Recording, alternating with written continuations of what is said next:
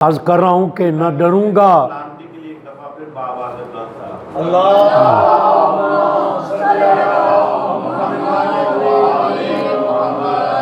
نہ ڈروں گا، کہوں گا صدا مرحبا، نہ ڈروں گا، کہوں گا صدا مرحبا، میرے عشق و جنوں کی ادا مرحبا، نہ ڈروں گا، کہوں گا صدا مرحبا، میرے عشق و جنوں کی ادا مرحبا، اور یوم میلاد سرور کونین ہے، عاشق و آمد مصطفیٰ مرحبا، بر محمد و آل محمد صلوات۔ اور ہمارے برادر عزیز نے آج کی اس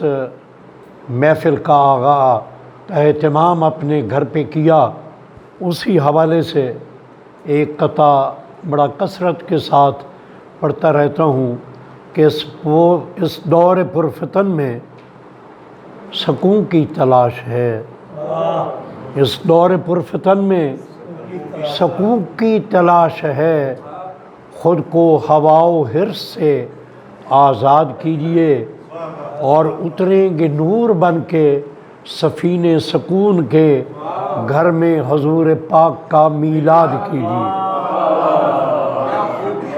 نعرہ رسالت یا رسول اللہ، نعرہ حیدری یا علی، آواز بلند کر صلوات۔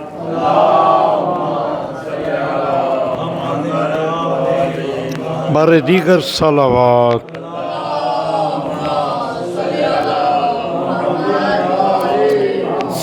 بس صاحبان عشق و ولا، آج 12 ربیع الاول جب دنیا کے گوش و کنار سے ایک ہی صدا گونج رہی ہے، مرحبا مرحبا آمد مصطفیٰ مرحبا، آج عشاق نبی خاتم صلی اللہ علیہ وآلہ وسلم ناسبی اذہان کے حامل افراد کو یہ پیغام دے رہے ہیں کہ ہم کربلائی،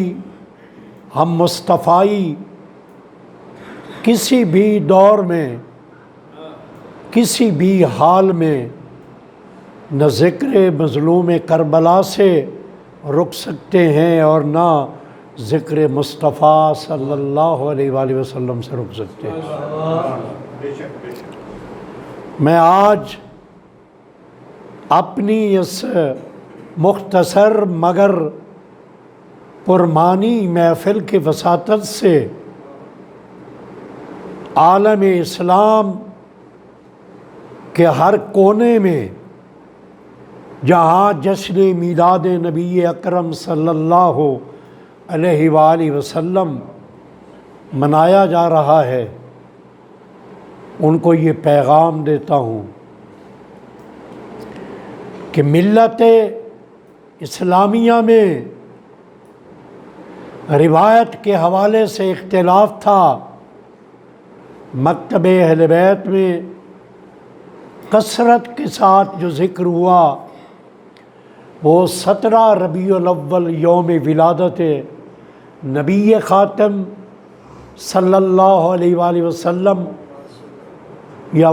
ولادت امام صادق علیہ السلام کا دن ہے 17 ربیع الاول، لیکن برادران اہل سنت کہ ہاں یوم ولادت نبی اکرم صلی اللہ علیہ وآلہ وسلم 12 ربیع الاول ہے۔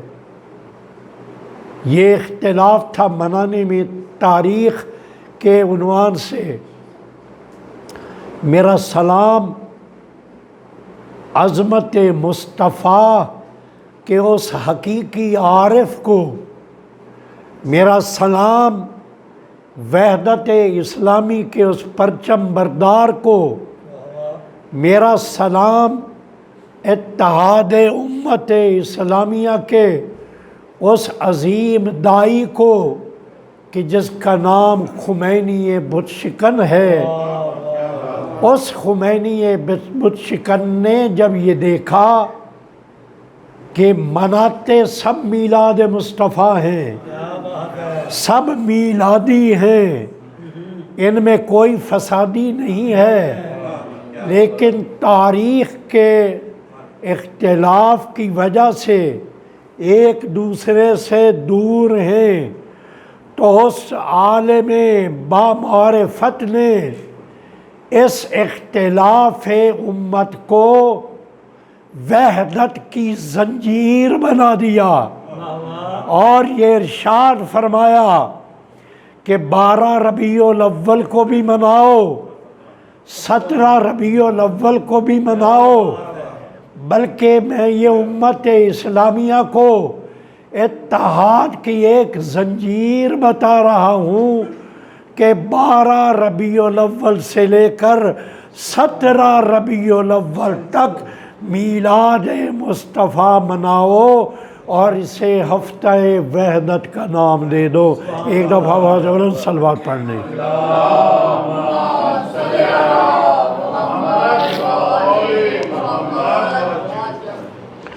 تو یہ احسان ہے خمینی بت شکن کا کہ اس نے امت اسلامیہ کے اس تاریخ کے اختلاف کو بھی وحدت میں تبدیل کر دیا، ہفتہ وحدت۔ اور یہ ہفتہ وحدت اگر کسی کو اچھا نہیں لگتا تو فقط وہ ہیں کہ جن کو میلاد مصطفیٰ اچھا نہیں لگتا، جن کو ذکر فرزند مصطفیٰ اچھا نہیں لگتا۔ اور ہم یہ مکتب تشیع کے ماننے والے یہ ذکر مظلوم کربلا منانے والے دنیا دیکھ لے کتنے حقیقت پسندانہ ہیں۔ 8 ربیع الاول تک انہوں نے سیاہ لباس پہنا ہوتا ہے، لیکن یوں ہی سوگ ختم ہوتا ہے جب 8 ربیع الاول گزر جاتی ہے تو 9 ربیع الاول کے ساتھ ہی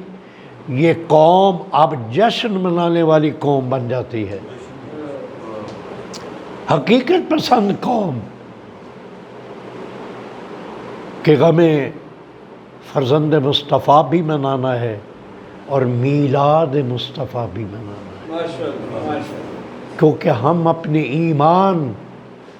کی زندگی کی علامت یہ سمجھتے ہیں کہ جس عشق کے ساتھ یاد حسین ہم نے منائی ہے، اسی عشق کے ساتھ یاد مصطفیٰ صلی اللہ علیہ وآلہ وسلم بھی منائیں۔ بس صرف 1-2 واقعات، 1-2 اشارے، اور اس کے بعد آپ کی ذہنتوں کو اختتام پذیر کروں گا کہ آخر یہ سیرت ہمیں پیغام کیا دیتی ہے۔ یہ سیرت کہ جس کو خداوند قدوس نے لقد کان لکم فی رسول اللہ اسوۃ حسنہ قرار دیا، کائنات عالم کے تمام انسانوں کے لیے نمونہ عمل قرار دیا، یہ سیرت ہمیں پیغام کیا دیتی ہے؟ یہ ہے مقام فکر۔ اس نبی خاتم نے پیغام کیا دیا؟ پہلا پیغام تھا توحید کی جانب متوجہ ہونا، اور یہ صدا بلند کی تھی کہ اگر فلاح چاہتے ہو تو کہو لا الہ الا اللہ، اگر فلاح کے خواہ ہو تو حصار توحید میں آنا پڑے گا۔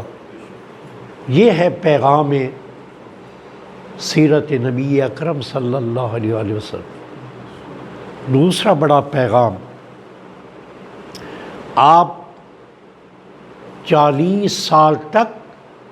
عرب کے اس جاہل معاشرے میں رہے۔ ان 40 سالوں میں نبی خاتم صلی اللہ علیہ وآلہ وسلم نے، کیونکہ ہم مکتب اہل بیت کے ماننے والے ہیں، ہمارا نبوت کا یہ عقیدہ ہے کہ نبی خاتم اس دنیا میں پیغمبر بن کر تشریف لائے، اور ان کی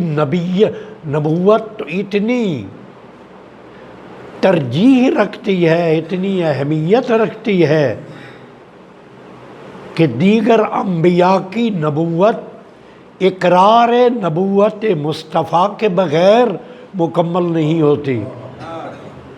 تو نبی خاتم صلی اللہ علیہ وآلہ وسلم پیغمبر بن کر اس دنیا میں آئے، لیکن اعلان رسالت 40 سال میں کیا، 40 سال کی عمر میں کیا۔ یہ 40 سال کا عرصہ جو مشرکین میں گزارا آپ نے،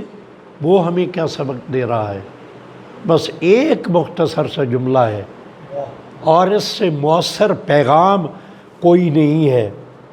آپ کا وہ 40 سالہ عرصہ بظاہر خاموشی کا عرصہ کہہ لیں،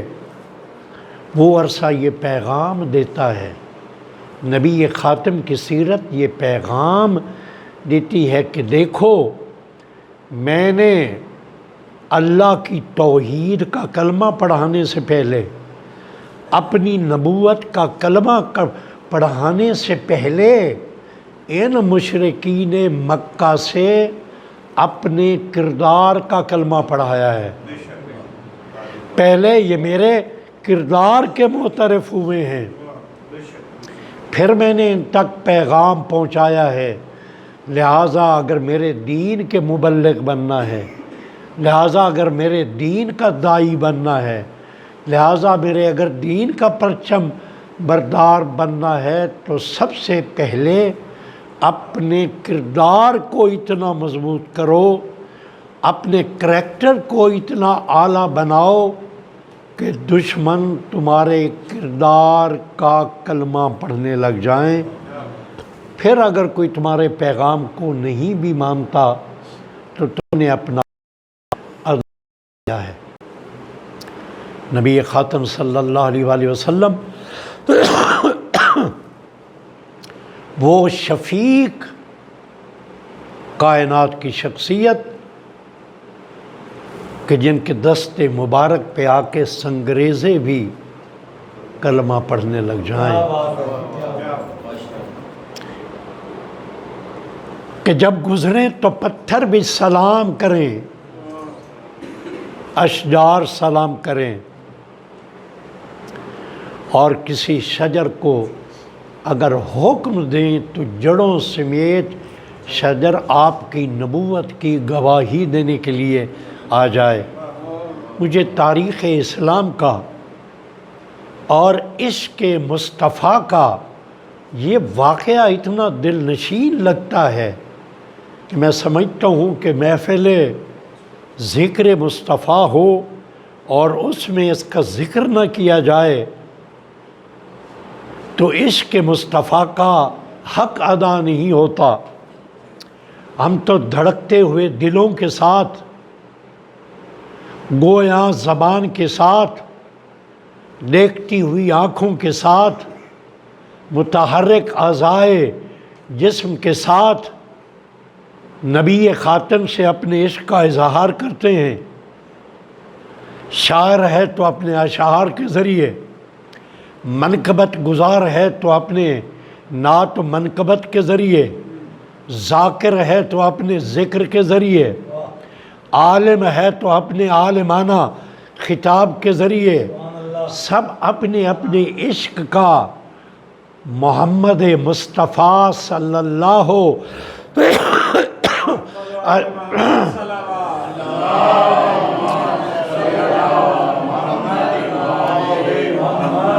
بر دیگر صلوات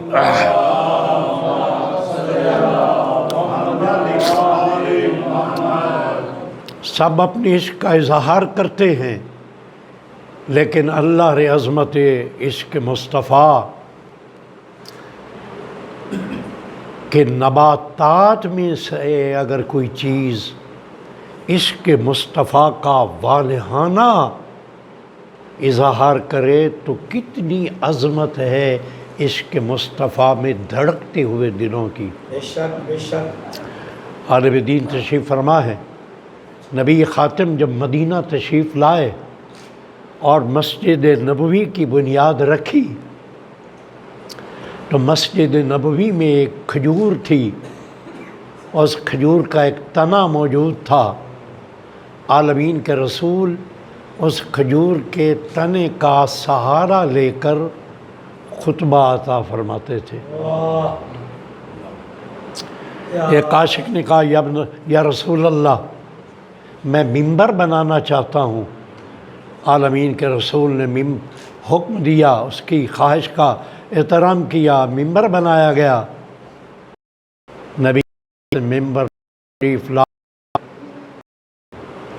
نے خطبے کا آغاز کیا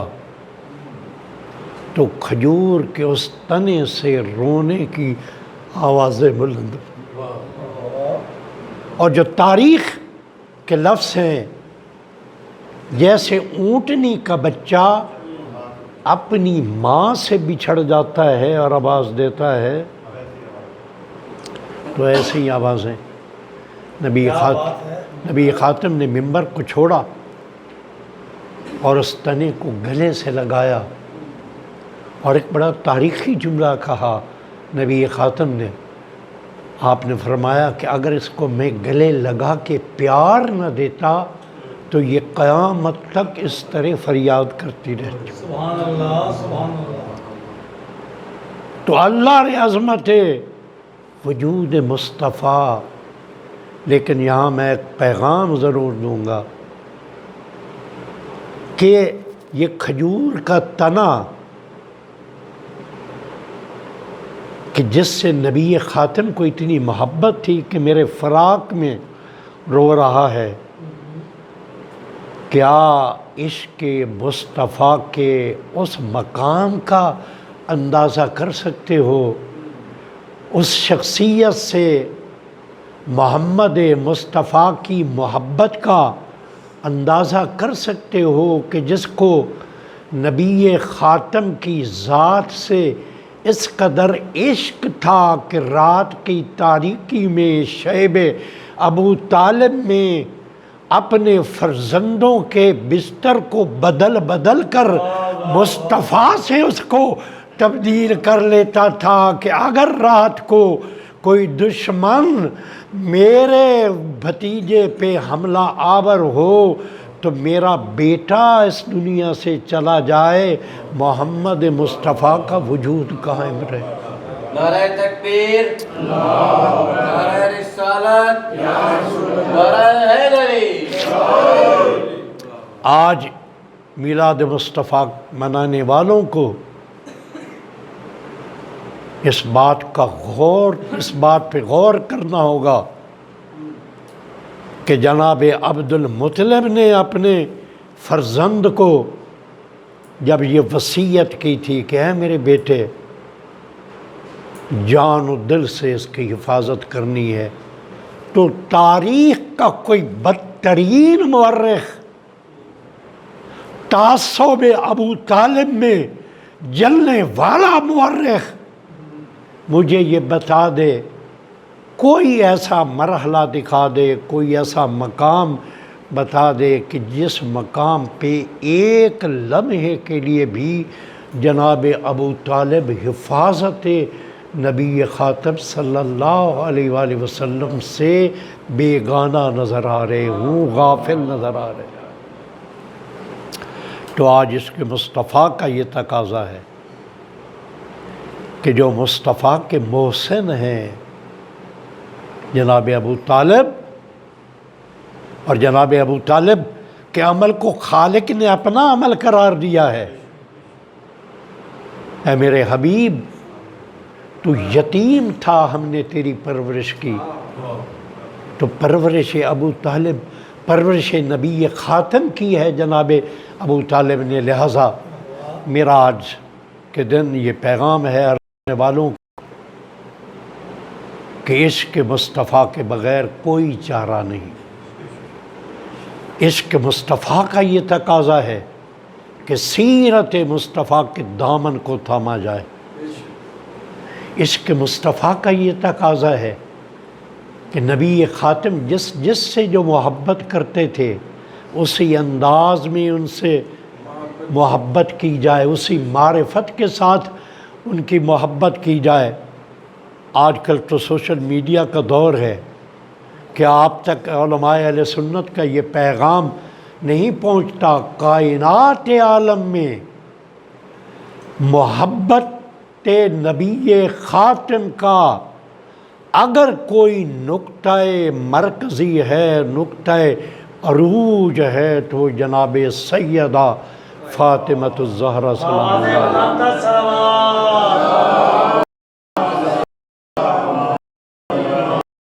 لہذا یوم میلاد مصطفیٰ صلی اللہ علیہ وسلم پہ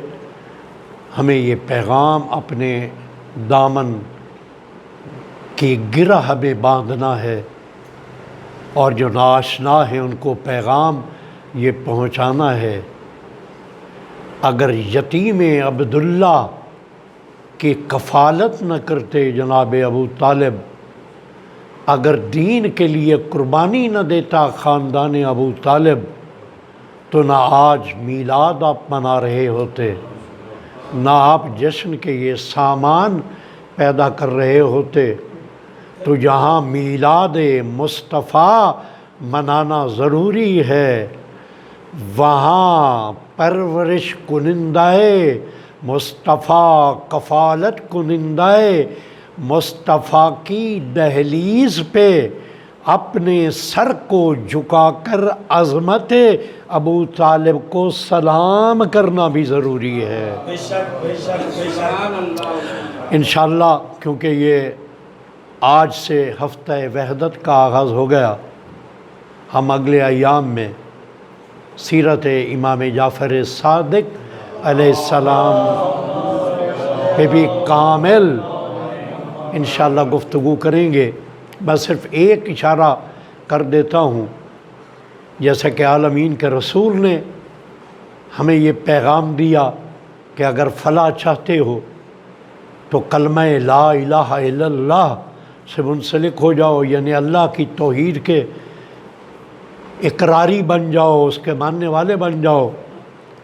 تو امام جعفر صادق علیہ السلام کا بھی یہ پیغام ہے اپنے ماننے والوں کے لیے، مکتب اہل بیت کے مبلغوں کے لیے، ان کا پیغام پہنچانے والوں کے لیے امام جعفر صادق علیہ السلام کا یہ پیغام ہے کہ اپنے قول و فعل کو ہم آہنگ کر لو۔ واہ بے شک۔ اس لیے امام نے اپنے صحابہ میں بار بار اس بات کا تکرار کیا کہ خاموش رہ کر ہمارے امور کی تبلیغ کرو۔ ایک چاہنے والے نے سوال کیا، مولا خاموش رہ کر کیسے تبلیغ ہم کر سکتے ہیں؟ تو امام نے فرمایا جو تعلیمات میرے مکتب سے تم حاصل کر چکے ہو اس کو اپنی سیرت و کردار کا حصہ بنا لو۔ میں اپنے لفظوں میں یہ کہوں گا، امام یہ فرما رہے ہیں کہ اے میرے ماننے والو، اپنے کردار کو اتنا مرصع کر لو کہ تمہاری چال چلنے سے دشمن سمجھ لے کہ اتنے سلیقے سے جو چل رہا ہے یہ صادق آل محمد کا ماننے والا ہے، پڑوس میں اتنی عظمت کے ساتھ جو رہ رہا ہے یہ صادق آل محمد کا ماننے والا ہے۔ میں آخر میں کیونکہ نبی خاتم کا آج کا دن ہے، حضور نبی اکرم صلی اللہ علیہ وآلہ وسلم کی ایک حدیث مبارک پہ اپنی گفتگو کا اختتام کروں گا۔ آپ نے فرمایا کہ میری امت اس وقت تک فلاح یافتہ رہے گی، آسانیوں میں رہے گی، جب تک امر بالمعروف و نہی عن المنکر کو انجام دیتی رہے گی۔ لیکن جب وہ امر بالمعروف و نہی عن المنکر سے دستکش ہو جائے گی تو آسمان سے نعمتوں کا اترنا بند ہو جائے گا